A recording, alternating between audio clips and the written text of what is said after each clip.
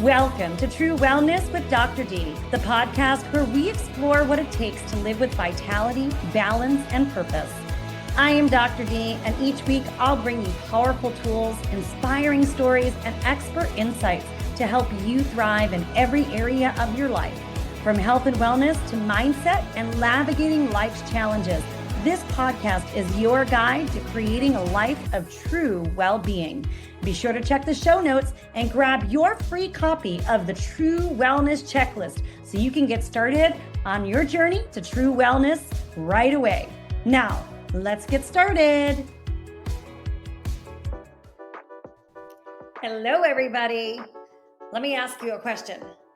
What if everything you desire, confidence, clarity, peace, was just 90 seconds away? And in today's interview here, I am joined by Dr. Joan Rosenberg, the brilliant Dr. Joan Rosenberg, a psychologist and best-selling author whose groundbreaking work reveals that your emotional freedom doesn't require years of therapy. In fact, it requires 90 seconds of courage.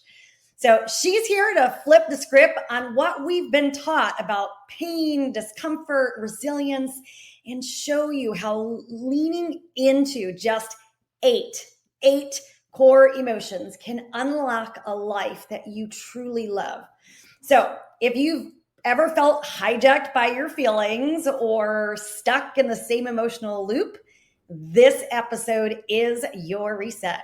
So welcome, Dr. Joan Rosenberg. I'm so excited to have you. Thank you. And thank you for your continual chase. Yes. It's so important to have your message shared because, I've got your book right here Awesome. next to me, and we send this book to so many of our clients. We recommend it left and right because it is really foundational. I think if anybody wants to live a life that they're truly present and joyful and happy, and that's such a missing piece today. So I'm so glad. For all of you who are listening, just to give you some background here, Dr. Joan Rosenberg, she is a cutting edge psychologist. Like I said, a best-selling author, a renowned speaker, and she's known for her life-changing method, which is called the Rosenberg Reset. And with over 40 years of clinical experience, she helps people build emotional strength, confidence, resilience. And it's just doing that in a 190-second wave at a time.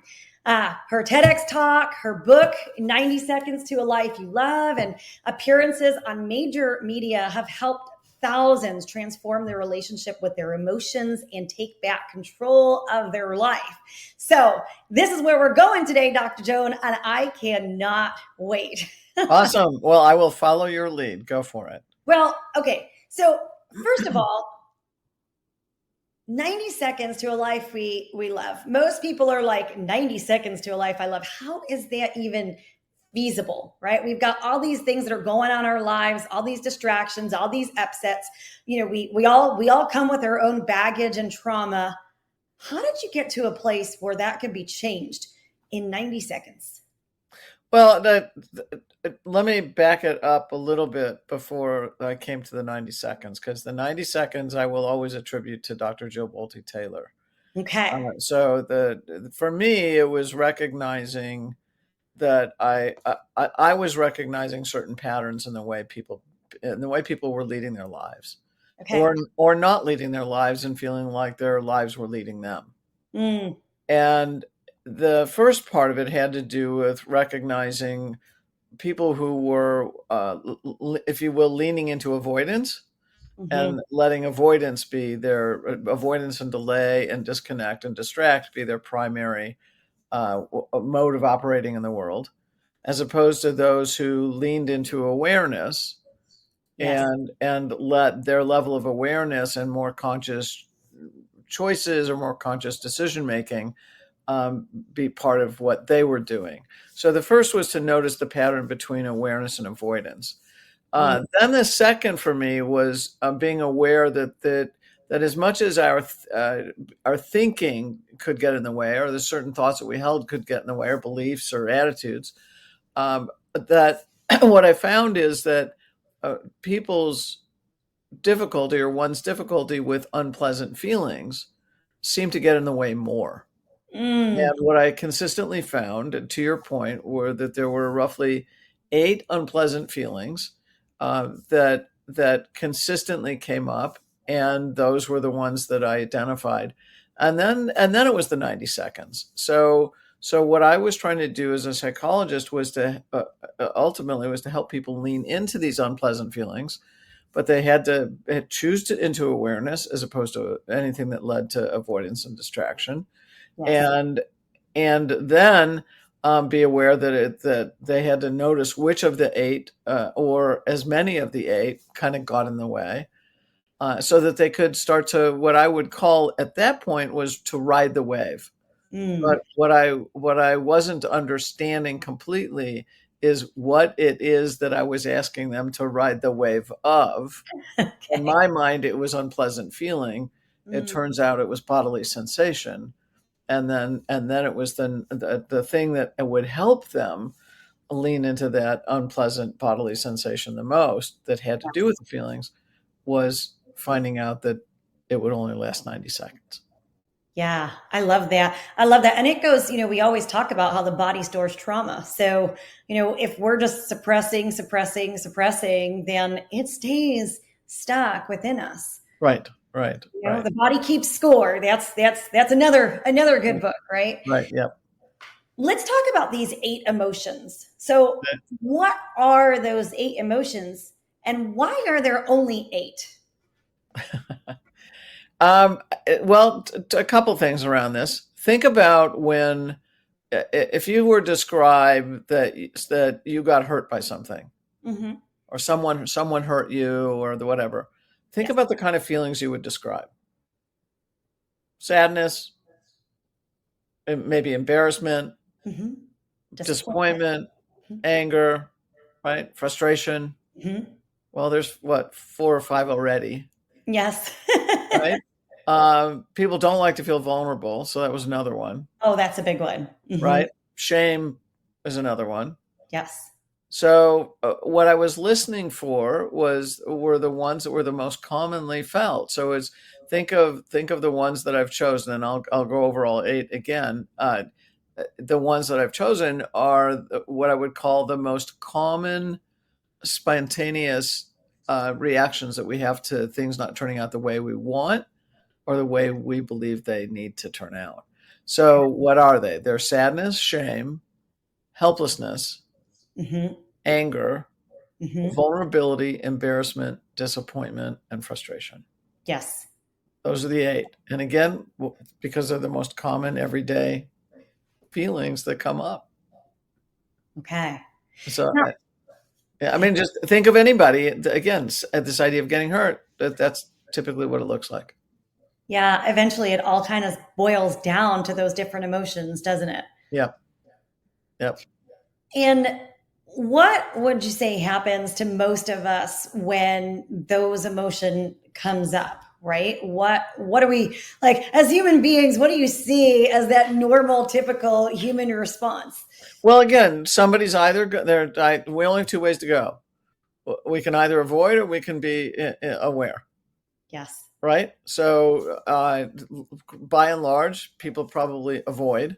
Hmm. And so, what does that look like? And so, anything that involves avoidance and distraction or disconnection, it could be people using substances, it could be people using food, it Hmm. could be shopping, it could be sex or porn addiction, it could be having feelings about having feelings.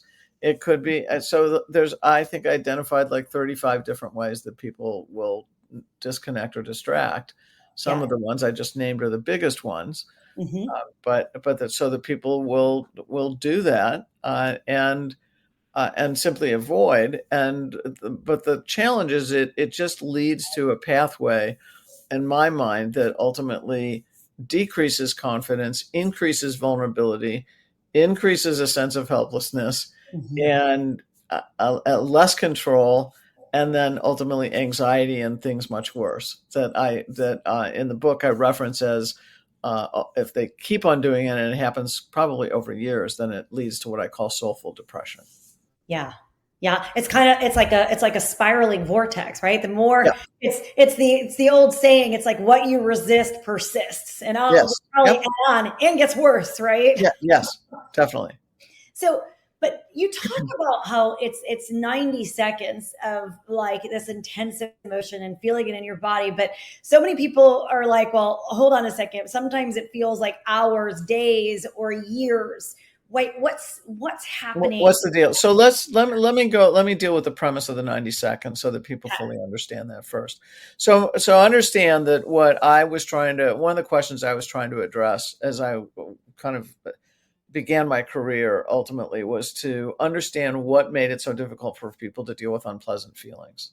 Yeah. And it wasn't until the neuroscience research came out, especially in the early 2000s, that because more and more was being written at that time, that that I was able to kind of piece things together. Hmm. And I was always telling people to ride the wave, ride the wave, ride the wave. And what I thought I was telling them to do was to ride the wave of the feelings that they were feeling. Yes. But it wasn't. It wasn't again until that neuroscience research came out that I was to understand more fully. And again, if you'll let me walk through a couple pieces here, that it was to understand that we're one interconnected whole, Yes. meaning that the brain is always feeding information to the body, and the body is always feeding information to the brain.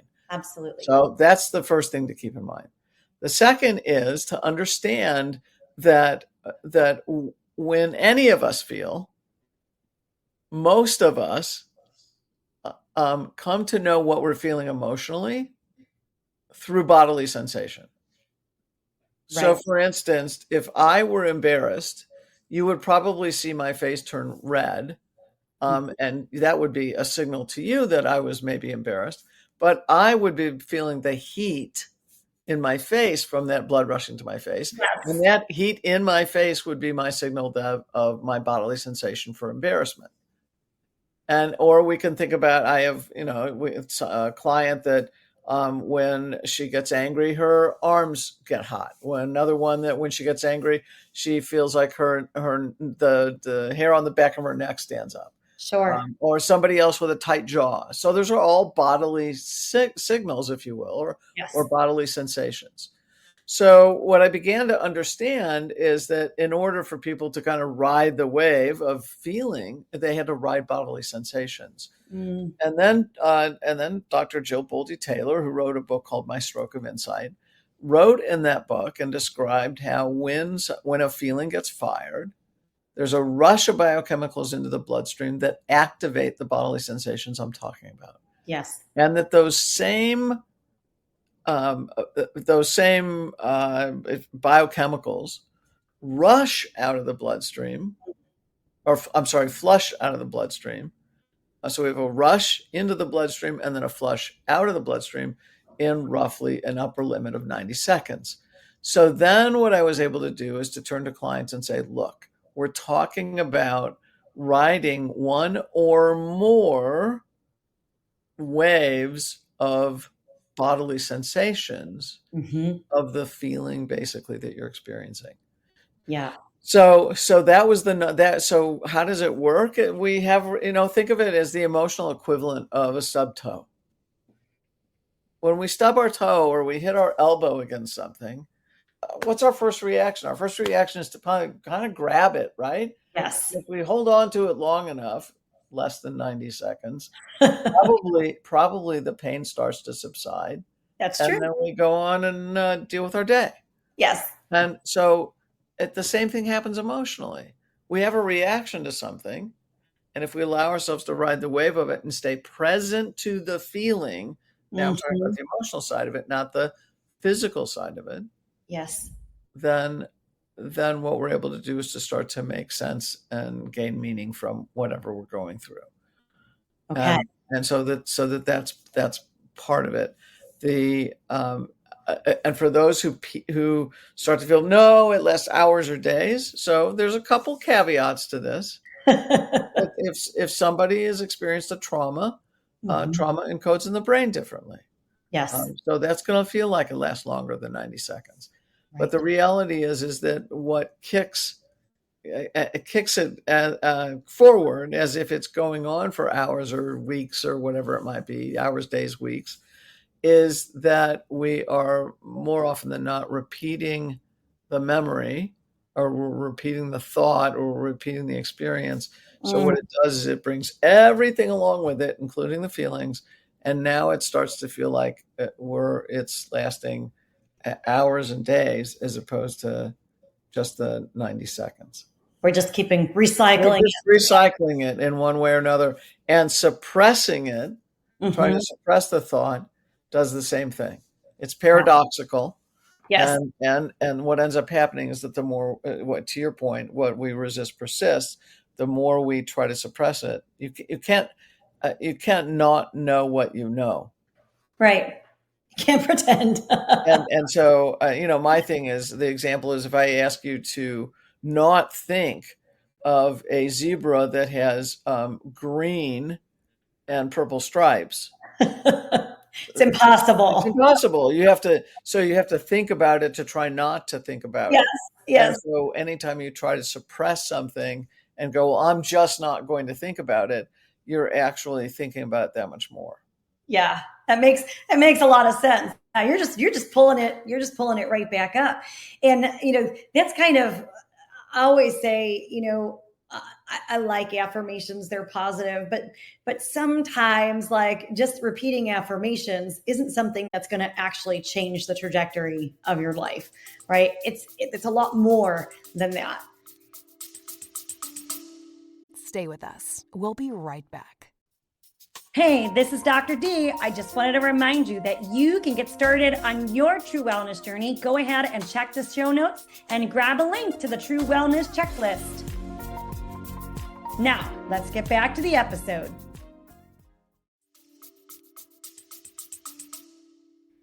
Correct. Yes. Affirmations can help, and it's good to head them in that direction. My bias is that you always want to think, speak, and act in the direction you want your results to be.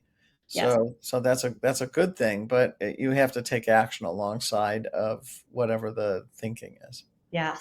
So, you know, riding the wave and engaging with the feelings, the bodily sensations, being present to the emotion itself, that takes something, right? Because I feel like we live in a world where we have become disconnected from our bodies and our bodily sensations. And so how do we guide people to be able to reconnect with that so they can actually get to ride the wave and create the resolution? Because it's So, so so counter to yeah, our. so my thing is, the first thing that one needs to do is to once they realize they're reacting to something, Mm, and whatever it is, they're having a reaction. yes. Then the first thing to do is to stop, and to not to I'm sorry, not to stop, but to breathe into it.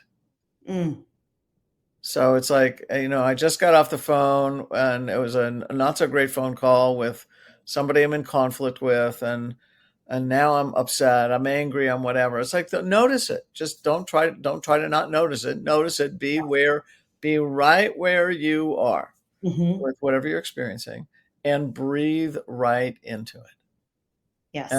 And allow your breathing and staying present to what you're experiencing to just kind of to let it ride. Hmm. Then what you want to do is you want to be able to kind of stop at that point. You want to, I would say, not stop, but pause and see if you can put a name to the feeling, Hmm. and then see if you can attach the feeling to either the experience or meaning, or what. It's like, okay, what's going on? Right. What prompted me to react this way? Then you want to get curious, right? So you're pausing, and now you're getting curious. Hmm. What prompted me to react this way? What is my reaction tied to? Is there anything similar in my past that I've reacted to like this before? And so now you want to understand what's taking place. Yes. I And love that. and Yeah. once you do that, you start to gain insight. Hmm. Yeah, I love that. I always say, whatever your beliefs are, God, the universe, like if we don't pay attention the first time, it's going to keep coming at us until we actually get whatever it is that lesson is. So let's pay attention while, it's throwing pebbles at us before it throws, the bricks and the boulders. So Totally. Yep. what I heard you say in that is that the real connection piece, the way you're suggesting reconnecting to your body is through that breath. One of the things we don't do, right? We forget to breathe. And we stop breathing, actually. Yeah. We either stop breathing or we swallow Mm, or we tighten up. Those are the three things most common yes. that people do to shut down. Yeah. And it makes sense, right? It's that normal, automatic, kind of shut down. It's a protective response, is what it is. The body's going into that protective mode. Right, right. And if you notice, people will swallow, for instance, to try to keep feeling at bay. Look at anybody up on an Olympic medal stand who's trying not to cry. Yeah. Right. What they're doing is they're probably swallowing and trying to tighten up so that the feeling stays in the body as opposed to surfacing into tears. Yeah. That makes a lot of sense. And that's it's like it gets stuck in your throat. Right? So there's some wisdom to that for sure. Yes, absolutely. Yeah. Let's talk about the trauma side or the grief side, because you said it's a little bit more complicated when that happens. How do we apply the 90-second reset, when the emotion feels endless or unbearable? Um, can you give me an example, and then so I can address it more specifically? Yeah, so maybe somebody who's dealing with PTSD, Okay. or he has had, a trauma of maybe sexual abuse from their past, where there's so much weight that they're not sure how to engage with those emotions. First thing, my thing is always start small. Mhm. Second thing is to understand that the work was, if you will, what I want to say was not designed to treat PTSD. There's Mhm. lots of different protocols for treating PTSD, but while it was not designed for it, it can certainly help with it. Yes. And the thing is that um, the first place I start is if people are have kind of a continual looping, because you were using that a little bit earlier, Yes. spiraling down a vortex or kind of looping with the same kind of thinking or the same Mhm. kind of experience. My thinking is that something feels unresolved. Mhm. So the one of the first places to start is to go, all right, what is it that seems unresolved here to me? Mhm.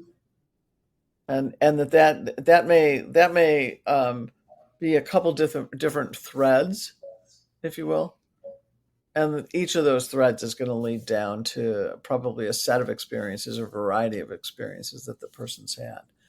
Yes. And the key for me, and this is it's actually um, I, I think it's an important way to work with it, because I call it it's not only grief, it's working with what I call disguised grief. Mm. Okay. And Explain. uh, I'm sorry. Can you tell us more about what Yeah, I think of disguised grief as showing up two different ways. One is understanding kind of categories, Mhm. and then the other is what I would call it'll show up through grief signal words. So think of disguised grief as the grief that comes about based on the gap between what you needed, what you desired, what you really wanted, and what you ended up getting. Mhm. Your expectations and reality. Or need in reality. Yeah. Okay. Yes. Okay, not just expectations, but need. Okay. Um, and so the categories are the way I think about this is you're grieving over what you got Mm. and didn't deserve, That's the bad stuff. So that's the chaos, the unpredictability, the abuse, the neglect in any form. Sure. It's grieving over what you deserved and didn't get. So think about it as the good stuff: Mm-hmm. praise, encouragement for a job well done, support, love, fairness, all those kinds of things, compliments. So it's all the encouraging, praiseworthy things, Yes. and then it's grieving over what never was, meaning the opportunities that you didn't have and didn't get realized, Mm-hmm. particularly as you grew up. And the next one is grieving over what is not now. So there may be opportunities that are non-existent for you in the present time, and you're also experiencing grief there. And then the last one is grieving over what may never be. Mm. And That is right? Go ahead. so many different layers to that, right? Because Yeah. there are those layers for just about everything that we might go through or experience. And I don't think any one of us escapes any of it. Yeah. And so we're back to that whole thing that you said about bringing awareness. So not just bringing awareness of that, but looking at all the different nuances of that process of those different grieving categories that you just went through. Right. And then the way you can understand disguised grief is through what I call grief signal words. Mm-hmm. So somebody comes in to talk to you and they said, I'm bitter, or I'm resentful, Yes. or I'm holding grudges, Mm. or I'm pessimistic or cynical. Yes. I mean, I could go on with the list. Envious, jealous. I mean, the list goes on and on. Mm-hmm. And so it's understanding that everything under that is grief. Yes. So then and the way I look at grief is that grief at a minimum, because nobody really defines what comprises grief. Mm-hmm. And grief for me is comprised at the minimum of feelings of sadness, helplessness, anger, and disappointment. Yes. So now we're going back to those emotions too. Yeah. It all comes full circle. It all comes full circle. So talk to me about, I think we have almost an epidemic of anxiety that's taking place in our world. And I know that you've got, it's the anxiety reset, right? That Yep. you have in your book.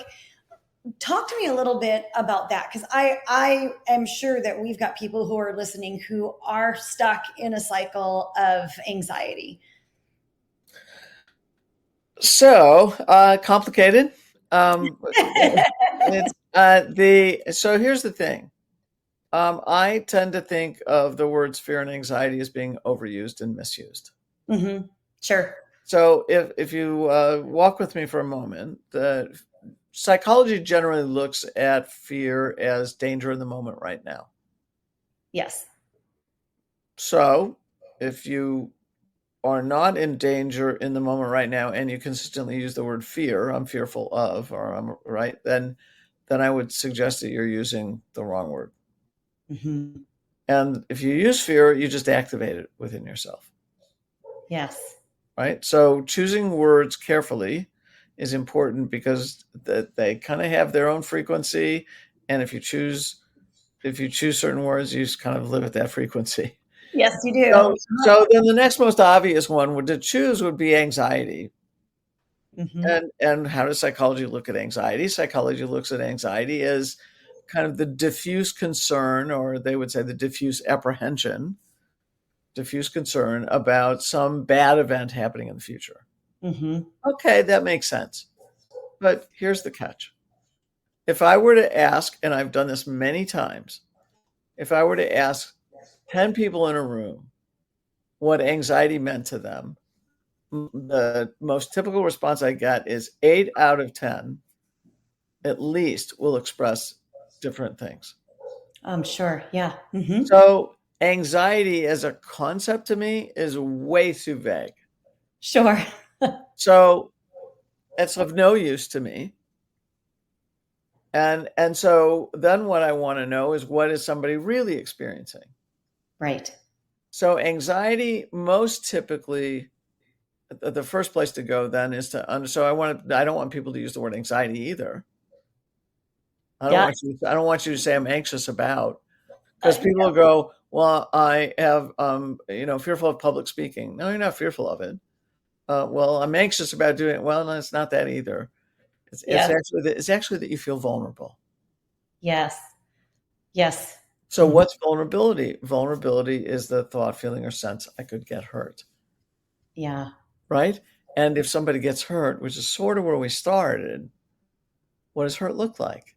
Sadness, shame, helplessness, Yes. anger, right? It looks like one or more of the 8 feelings. Yeah. So anxiety for me is either the experience of vulnerability, or it's one or more of the other 7 feelings. Okay. And here we go. We've looped all the way back around again. Yeah. That's why it's so core. Yeah, it's beautiful, right? Because when it comes down to it, it's like all these things that seem super duper complicated. Well, maybe it's just, if we address the foundation, we can change the foundation without having to overcomplicate things. Right. Which means the better you get at unpleasant feelings, the better you get at life. There you go. So embrace them. It's the absolute truth. The better we get at just handling discomfort, the better we get at life. So I work with a lot of women, right? And one of the things that I find extensively in my practice is the whole self-criticism. I call them little gremlin voices, but there's so much self-criticism that I think some of those negative feelings are actually being generated sometimes by ourselves in our own self-criticism. Can you speak to some of that? Well, yes. In my world, self-criticism, and what I would call harsh self-criticism. So you can call it gremlins. You can call it negative self-talk. You can call it trash talking. You can call it any number of those kinds of things. I think of it as a distraction from unpleasant feelings. It's a distraction from the same 8 unpleasant feelings. Okay. So the first thing that I want people to understand is that experiencing unpleasant feelings is not equivalent to harsh self-criticism. They're not equal, and one should never think that they're equal. So if I am experiencing something that's unpleasant emotionally, that's here. I'm sorry, where's my hand go? I'm trying to get my hands So here. it's at a lower level for our... So this is unpleasant feelings, right? And the moment I start to engage in harsh self-criticism, I might as well go 70 stories in an elevator, zooming down. Yeah. Right? So that they're not equivalent, and that the harsh self-criticism is an attempt to control the feeling state. Okay. So walk me through. Let's say I do something silly, right? Okay? Yep. I do something, I kind of knew that, maybe if I did it that way, it wasn't going to work out. And then all of a sudden it doesn't work out. And then I'm like, I can't believe you did that. That was so dumb. So how does that interplay into there? That's great. So let's this is perfect, because the way out of it is to walk it backwards. So let's go to that's so dumb, and I can give you an example where that happened. But let's say that's so dumb. I was such an idiot. What would be the feeling underneath that you were actually feeling that prompted you to say that was so dumb? I would assume it's disappointment, right? You're not satisfied with the result. Okay. So could it be embarrassment? Yeah, that can work. Sure. Could it be that you were sad that it didn't turn out the way you intended? Absolutely. It could be a combination of all of them, couldn't it? Okay. So now you're saying I'm so dumb is your effort to get away from those feelings of sadness, disappointment, and embarrassment. Okay. The example that I love to use here is when I was doing an interview similar to this, and the interviewer could not hear me, but I could hear him. Okay. Okay, so as a friend of mine, he's on the keyboard trying to figure it out, and he's not figuring it out. Minutes are kind of going by, and then I see him kind of dive down underneath the desk, and you can imagine what he's doing is he's pulling cords, right? Sure. It's like, is this one in? Is that one? And I hear him say, while he's underneath the computer, so I can't even see him, but I hear him say, I'm so stupid. I'm such an idiot. Uh-huh. Oh, no. I'm sorry. I missed it. I missed the beat. I apologize. He says, I'm so embarrassed. Okay. Then he said, without missing a beat, I'm so stupid. I'm such an idiot. Right there. So, and this is how fast it happens. Yes. So what he was doing, think of harsh self-criticism or your gremlins as a thought hijack of unpleasant feelings. Yeah. So he was embarrassed, and he thought hijacked his embarrassment by harsh self-criticism, by saying, I'm so stupid, I'm such an idiot. And that's what people do across the board. Okay. And then it becomes a repeat pattern, That's all right? it is. That's all it is. So what about, so we have a lot of women who deal with body issues, right? Where they're not happy with their bodies, the way that their bodies look. And there's a lot of, negative self-talk, like not, that comes with maybe not being able to look into the mirror, or I can't believe my body looks this way, or, this is not me, or, all of those different conversations that creep in there. How would you advise those women? At the least, I would say, drop the harsh self-criticism. I mean, literally stop it. It's more destructive and more damaging than I even have the words to express. And if you'll allow me a moment of crassness, Yes. I think of harsh self-criticism as self-mutilation. Wow. That certainly, I just had a visual flash through my mind, and it's like, oh, that's pretty awful. But actually it is, right? Because it is it's a mutilation of your own being, of your own soul, of your own worth. Exactly. Yeah. So I think it's crucial that people stop it.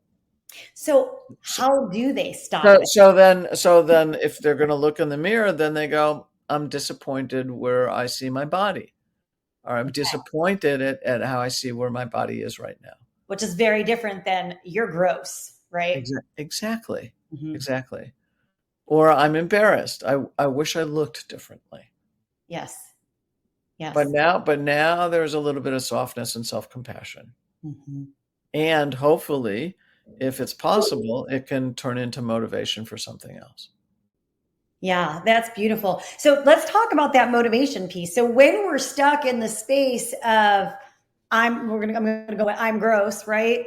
How does that prevent us from being motivated to actually take action? Well, I'm gross holds us in the negative. Gross offers us no hope. Right. So then the question is, if I'm gross, it means I'm going to have to work horribly against this uphill battle. Right. Right. So, and to your point earlier, you were talking about self-affirmations. So even if we flipped it to I'm embarrassed, then maybe it becomes I'm embarrassed and I can do better. Right. Or I'm embarrassed and I'm a screw up. So you've got to choose which pathway you're going to go. Right. And the more negative, the less motivation. The more you create an opening, the more there's possibility for change. Yeah. Now, I'm going to go the direction of, like you said before, like frequency and energy. And the more you're down that negative frequency or energy, it becomes nearly impossible to elevate yourself. Yeah, you're like I said, you're struggling uphill. Yes. Yes. So going along with that, sort of that negative self criticism and things, I know that a lot of our clients deal with emotional eating, right? And I know that's something that you talk about in your book. So give us some insight around that. That's actually where my work started. Okay. Yep. I was working with predominantly women, but some men at the time, who were dealing with a wide variety of eating problems. So Yes. anorexia, bulimia, compulsive overeating. And this is where it all started in terms of awareness as opposed to avoidance. What I found is that most people, regardless of the type of um, eating disorder or eating problem they had, they were overly focused on food, weight, or appearance. Mm-hmm. Those three. Okay. And so um, what I would say is that so food, weight, and appearance became their distractors. We need to talk about that one. We need to talk about those distractors. Yeah. Right. Yep. So and this is what I was talking about earlier in terms of the avoidance piece. So Mm-hmm. that those were their avoidance pieces. Yes. I'd overly focus on the food I'm eating, or the food I want to eat, or the food I shouldn't eat, or what my weight is and the number, and whether it went up an ounce or two, and or my appearance. Mm-hmm. It would consistently cut across all three of those. Yes. But what I would end up saying to the people who came into the office was that they were focused on food, weight, and appearance when the real problem was their difficulty tolerating thoughts, feelings, needs, or Mm-hmm. perceptions, Mm-hmm. and that they were focused on the wrong set of problems. Okay. So that what I would say is it's not that you have an eating disorder, it's that you have an emotional management disorder. Mm-hmm. And so that's the way I would, so people who are engaged in a lot of emotional eating are managing feeling states Right. or difficult thinking, Right. things that they don't want to be thinking about, Yes. right? Knowing of what I call knowing what you know. Mm-hmm. The eating or focus on food, weight, and appearance keeps them trying not to know what they know. It keeps them in avoidance as opposed to in awareness. And Right. and so it's just understanding that emotional eating, this idea of emotional eating is using food as a way to manage their emotional state, and they want to get better at handling unpleasant feelings. Right. So someone finds themselves in a space, say, where um, they've just hung up their phone with their boss and they're completely irate, and they head to the pantry. They're not even thinking, right? It's not even a thought. They just find themselves in the pantry grabbing something and eating, and they're probably perseverating over repeating that conversation over and over again in their head that they had with their boss. So what you're saying is that act right there is distracting them from the underlying physical sensations and emotions that are taking place as a result of that conversation. Absolutely true. And my thing is, if people can notice the urge to eat Mm-hmm. and then delay Mm-hmm. a minimum of 20 to 30 minutes, Mm-hmm. and to either sit and think about what they're experiencing, Yes. or sit and think about what they're experiencing and then write about what they're experiencing, Mm-hmm. Bonus points. and bonus points, and or do both of those and then call somebody and talk to them about what they're experiencing, Yes. and then typically that urge goes away. Yeah. Pretty powerful, right? Because it is such a thing that I know at least most of the women that we work with, it's something that they struggle with on a real regular basis. And it's not, I always say it's not just lack of willpower. Well, that I'm not a big proponent of willpower as it's used in our society, but it's really about addressing what it is that's happening underneath. Correct. Absolutely. 100%. And so when we talk about, like, I always say, weight is our bodies are holding on to stuff. It literally is. It is a protection. It's a protection from the experience of those emotions.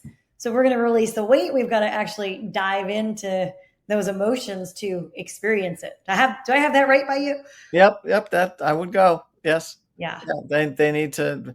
It's paying attention to the feelings, and I have a friend that does a lot also with around this idea of emotional eating, and Yes. she talks about dropping 50 pounds of weight once she started to deal with the feelings underneath. Yes. Yes. And it's funny, we've got just to take it out into a little bit of the clinical side, but you talked before about how we swallow our emotions, and we look at the prevalence of thyroid disorders. No accident there, right? No accident there. And we're just swallowing it and keeping it all, and it's having that, that physiological impact on us. Right. That's right.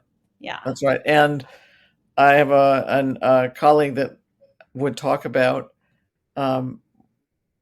looking at thyroid values, Mm-hmm. and the people who had difficulty with had thyroid problems tended to also not be people who were speaking up. They Mm. would be holding on to stuff as opposed to speaking about it. Yeah, absolutely. I think that is even well documented in the field of German new medicine, right? Where they've done scans of lesions in people's brains and have tied that emotion, that lack of speaking up, to that internal conflict. It's just really fascinating stuff.